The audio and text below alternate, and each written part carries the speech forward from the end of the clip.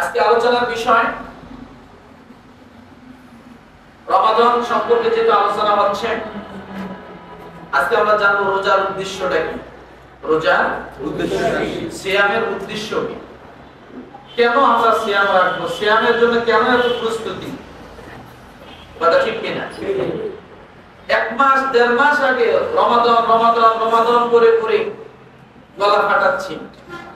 আল্লাহ সাল্লাল্লাহু আলাইহি ওয়াসাল্লাম রজব মাস থেকে দোয়া করে যাচ্ছেন, আল্লাহুম্মা বারিক লানা ফি রজব ওয়া শাবান ওয়া বাল্লিগনা রমাদান। তাহলে রমাদান শুরুর আরো পূর্ণ 2 মাস থেকে আল্লাহ রাসূল সাল্লাল্লাহু আলাইহি ওয়াসাল্লাম রমাদানের জন্য দোয়া করে গেছেন। সুবহানাল্লাহ। জানেন কথা বলেন না? মাথা নিচু করেছে, ঘুমাচ্ছে ঘুমাচ্ছে ঘুম পাড়তে দিন, কথা বুঝেন নি?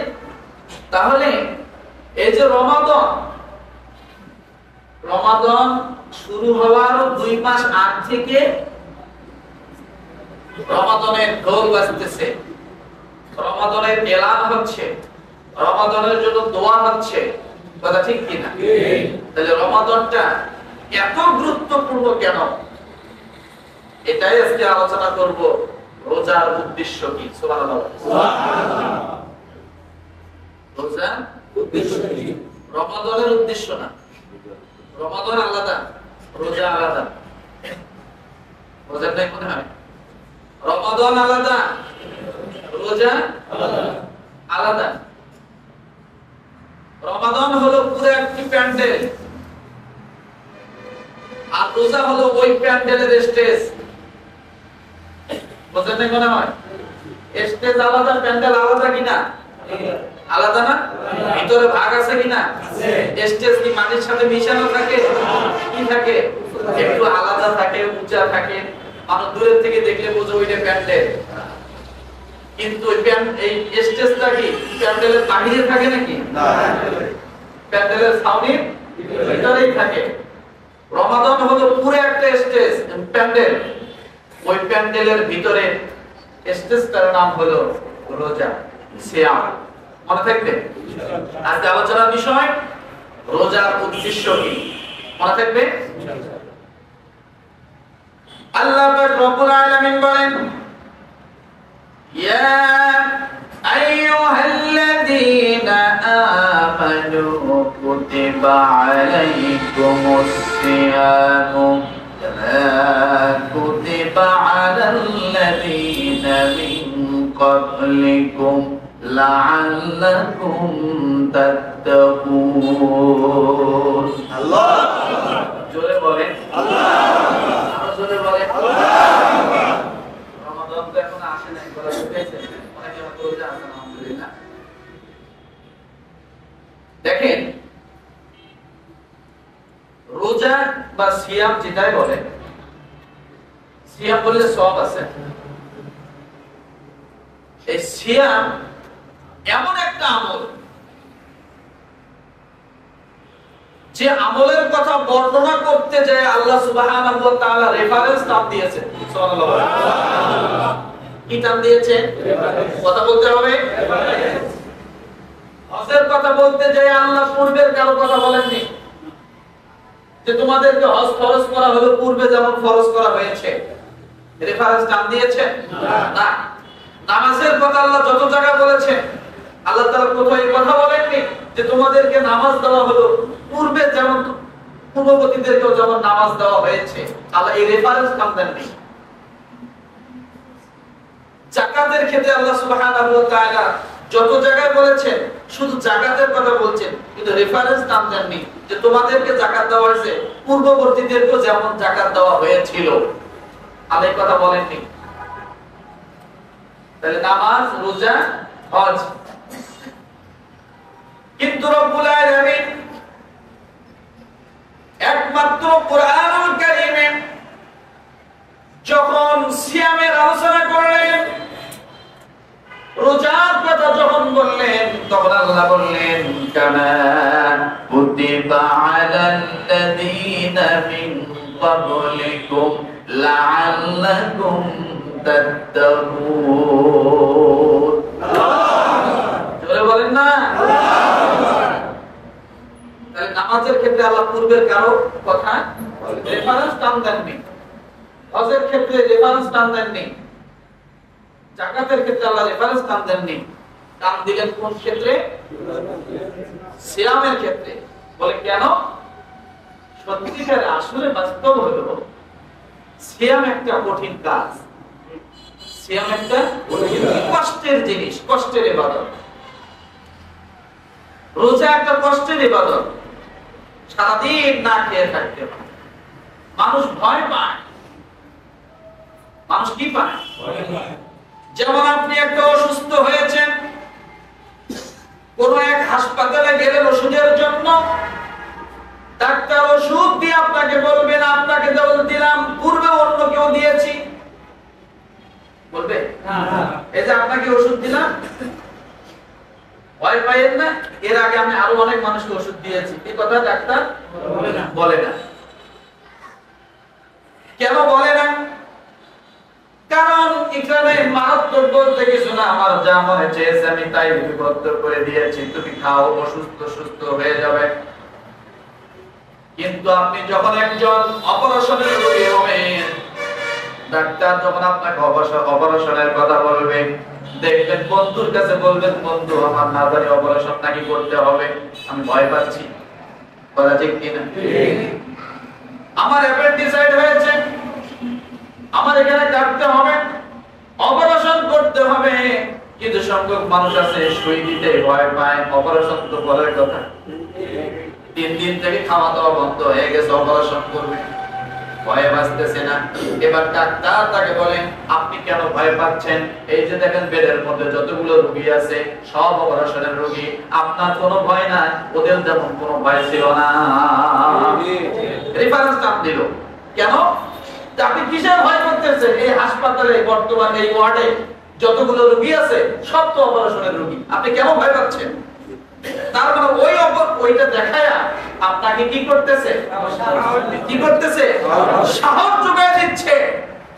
আপনি রোজায় ভয় পান, আল্লাহ বলে ভয় কিসে? তোমাদের পূর্বে যারা এসেছিল আমি আল্লাহ তাদেরকেও রোজা দিয়েছিলাম। এরপরও যখন আপনি হতাশ হয়ে যাচ্ছেন, কেমনে থাকবে এত বড় দিক?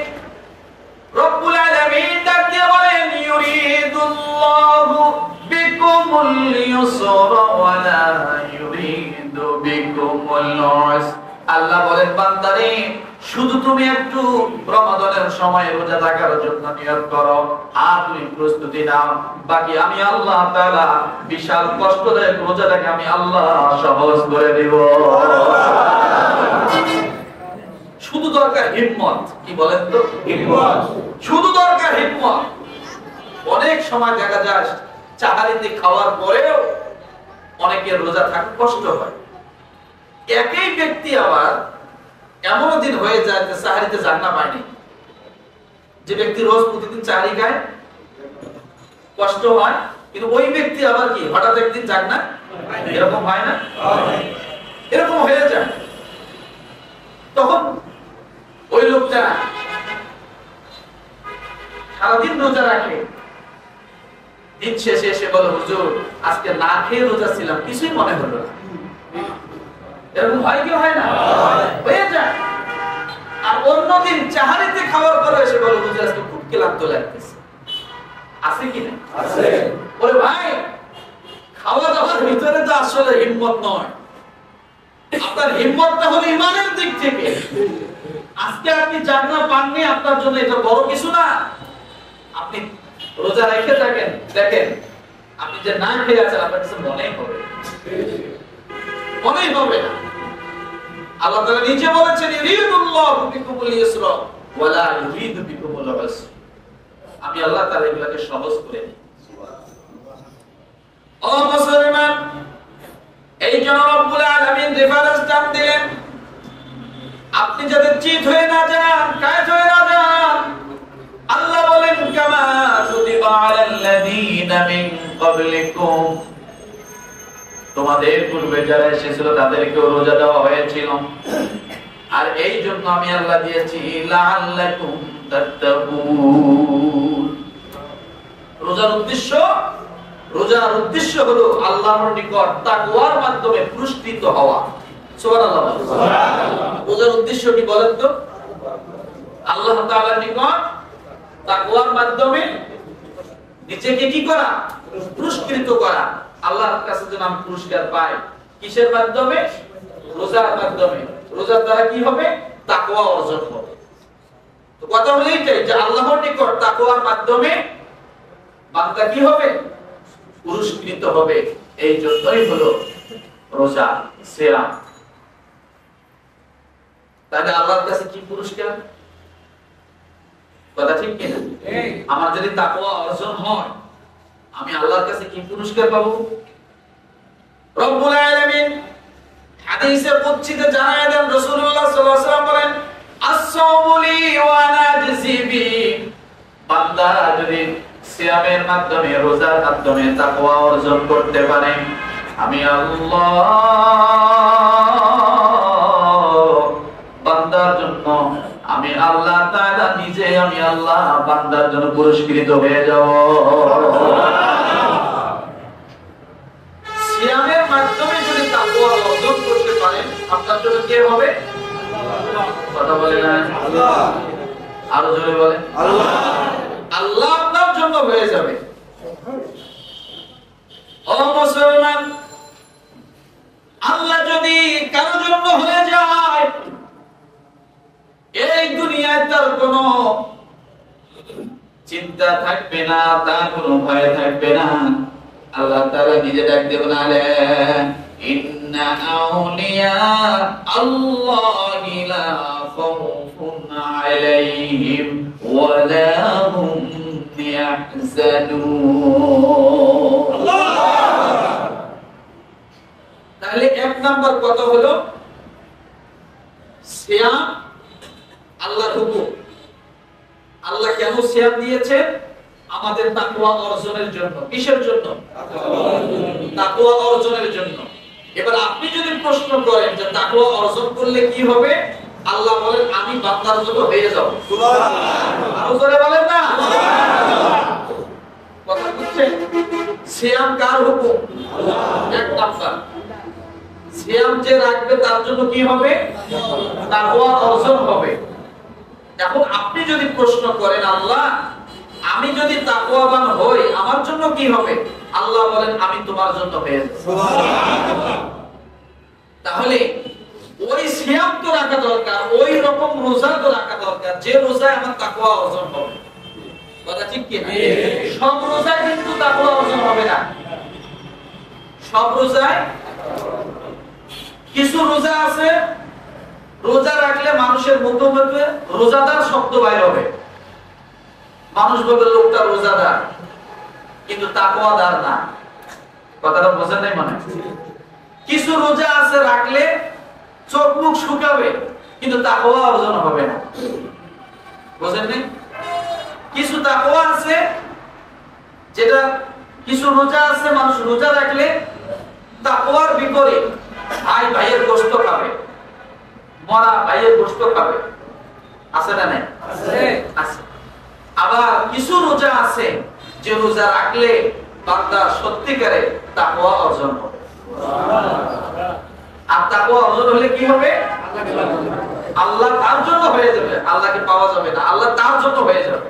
সোজা কথা। এখন আল্লাহ যাতে আমার জন্য হয় এজন্য তাকওয়া অর্জন করতে হবে।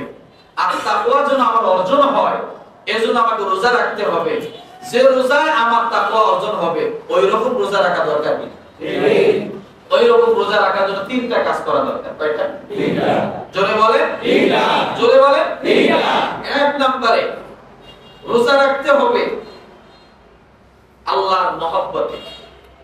কার মহব্বতে? আল্লাহ। জোরে বলে আল্লাহ। রোজা রাখতে হবে আল্লাহর মহব্বতে। দ্বিতীয় নম্বরে রোজা রাখতে হবে রহমতের আশায়। কিসের আশায়? রহমতের আশায়। আমাকে মানুষ রোজাদার বলুক এটার আশায় না।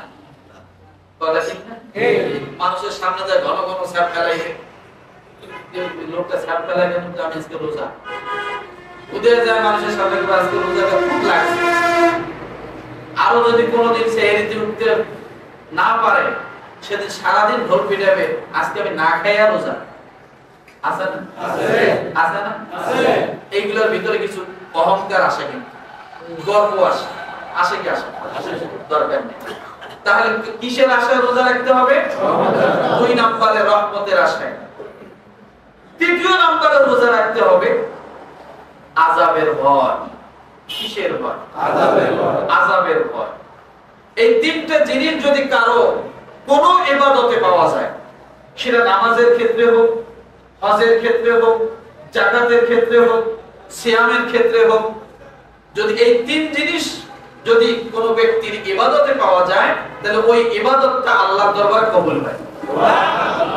তাহলে ইবাদত কবুলের একটা 1 নম্বর শর্ত কার মহব্বতে? আল্লাহ। জোরে বলে আল্লাহ। 2 নম্বরে আল্লাহর রহমতের আশায়। 3 নম্বরে আযাবের ভয়ে। কোন মানুষ যদি এই 3টা বিষয় নিয়ে কোন ইবাদত করে, তো আল্লাহর দরবারে ওটা কবুল হয়ে যায়, আর আল্লাহ তার জন্য হয়ে যায়। সুবহানাল্লাহ। কার জন্য হয়ে যায়? ও মুসলমান, ভালো করে শুনেন, এই সিয়ামটা হলো একটা ট্রেনিং এর মাস। কিসের ট্রেনিং এর অধ্যায়? গুনাহ থেকে কেমনে বাঁচবেন, গুনাহ থেকে বাঁচার জন্য আল্লাহ তাআলা ট্রেনিং এর মাস দিলেন। রোজা হলো একটা এয়ার কন্ডিশনের মতো। আপনার ঘরে যেমন একটা এয়ার কন্ডিশন আছে, এসি আছে, ঘরটাকে ঠান্ডা করার জন্য এসি কিনেছেন। এখন আপনি ঘর ঠান্ডা করতে হয় কেমনে জানেন না, অথবা জানেন, তারপর আপনি খামখেয়ালি করে আপনি ঘরের সব দরজা খুলে রেখে দিয়েছেন, জানালা খুলে দিয়েছেন, এদিকে এসিটা অন করে দিয়েছেন, চালু করে দিয়েছেন ঘর ঠান্ডা করার জন্য। আপনি এবার গভীর খেয়াল করে বলেন, আপনি যদি সকালবেলা 6টার সময় এসি অন করেন ঘর ঠান্ডার জন্য, কিন্তু জানালা খোলা, দরজাগুলো খোলা, বলেন কত ঘন্টা লাগবে ঘরটা ঠান্ডা হওয়ার জন্য? ঠান্ডা হবে? কথা বলেন না, ঠান্ডা হবে না। ও মুসলমান, ঘর যদি ঠান্ডা করতে চান, অবশ্যই আপনাকে দরজা বন্ধ করতে হবে, জানালাগুলো বন্ধ করতে হবে। এরপরে আপনি যদি এসি অন করেন, তাহলে অবশ্যই 1 ঘন্টা, আধা ঘন্টা, 20 মিনিটের মধ্যে আপনার ঘরটা ঠান্ডা ঠান্ডা হয়ে যাবে। হবে কি হবে না? রমাদান হলো এসির মতো। এই রমাদান মাসে হালাল কাজগুলো অনেক সময় হারাম হয়ে যায় রোজার ভিতরে দিনের বেলা। আর হারাম তো আগেও হারাম, পরেও হারাম। বুঝেন নাই কথাটা? হারাম আগেও হারাম, পরেও হারাম। এবার আপনি যদি রোজা থেকে উপকৃত হতে চান, সমস্ত হারাম জাতীয় যদি চালু থাকে, গীবত যদি চালু থাকে, মিথ্যা যদি চালু থাকে, চগলখুরি যদি চালু থাকে, আপনি পূর্বে যতগুলো গুনার কাজ করেছেন সব চালু আছে। এরপর আপনি রোজা করতেছেন, রোজা অবস্থায় গান শুনতেছেন, গানের মজা নিচ্ছেন, বলেন এই রোজাদার আগে আপনার কোনোদিন তাকওয়া অর্জন হবে না? কথা বলেন না। আপনি যদি তাকওয়াবান হতে চান, সর্বপ্রথম আপনার প্রথম ইস্তিহা হবে, প্রথম আপনার ইচ্ছা শক্তি জাগানো হবে, সেটা হলো আমি সমস্ত গুনাহ থেকে আগে মুক্ত হব। কি হব? সমস্ত গুনাহ থেকে নিজেকে মুক্ত করতে হবে। আপনি সমস্ত গুনাহ থেকে মুক্ত হওয়ার পরে এরপর আল্লাহর হুকুমগুলো যা আছে সঠিকভাবে পালন করার জন্য চেষ্টা করে আপনি যদি রোজা রাখেন, অবশ্যই সেই রোজা অবশ্যই আপনাকে তাকওয়াবান বানায়া দিবে। রমাদান মাসে কিছু হালাল হারামে পরিণত হয়ে যায় দিনের বেলা। কিসের বেলা? দিনের বেলা। যেমন বোঝার জন্য বলছি, বিবাহ যারা করেছেন, স্ত্রী স্বামীর জন্য হালাল কিনা? হালাল না? হালাল। রমাদান মাসে দিনের বেলা দিনের বেলা রোজা রাখা অবস্থায় হারাম কিনা? হারাম। তাহলে এইটা বোঝার জন্য বলছি যে অনেক ক্ষেত্রে হালালটাও দিনের বেলা কি হয়? হারামে পরিণত হয়। কিন্তু হারামটা আগেও হারাম, ভিতরেও হারাম, বাহিরেও কি হারাম।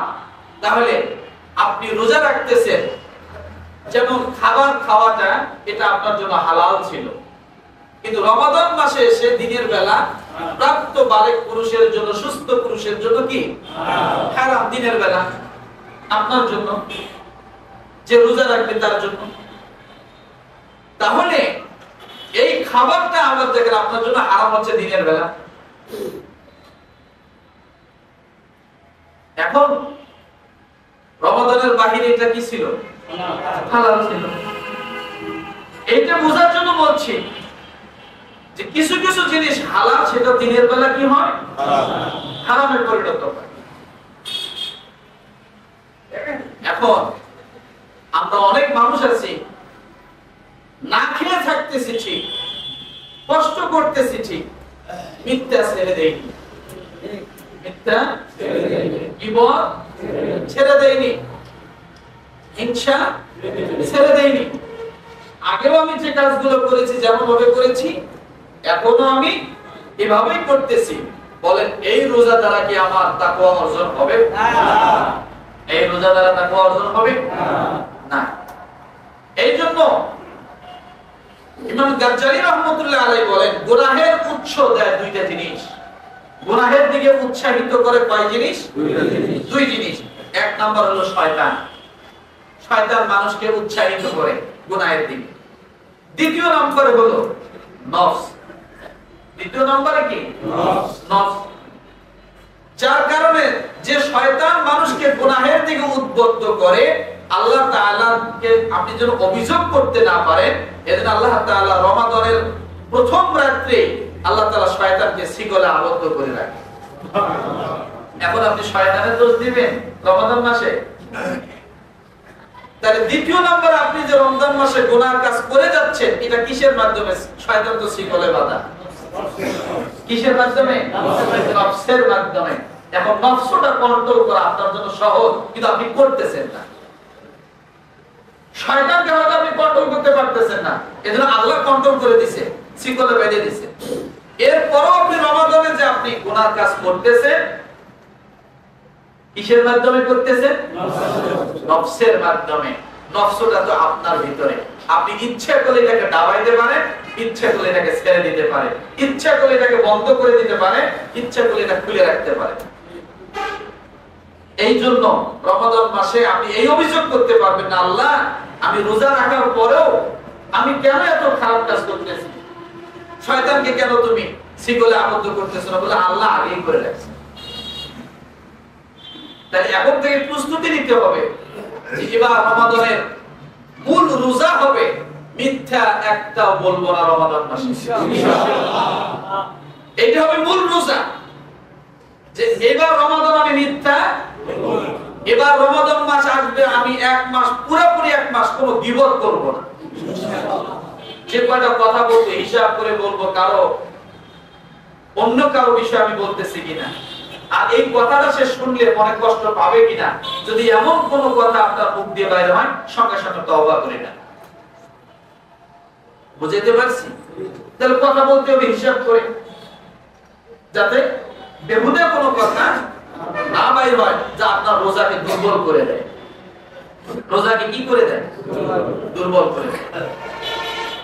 ইমাম গাজ্জালী রাহমাতুল্লাহ আলাইহি জিহ্বার গুনাহ 20টা বলেছেন। কয়টা? 20টা। এই শুধু জিহ্বাটারই গুনাহ কয়টা? 20টা। তার মধ্যে সবচাইতে মারাত্মক এবং বড় গুনাহর কথা বলেছেন মিথ্যা। জিহ্বা দিয়ে কি বলে? মিথ্যা। মিথ্যা হলো সব গুনাহ।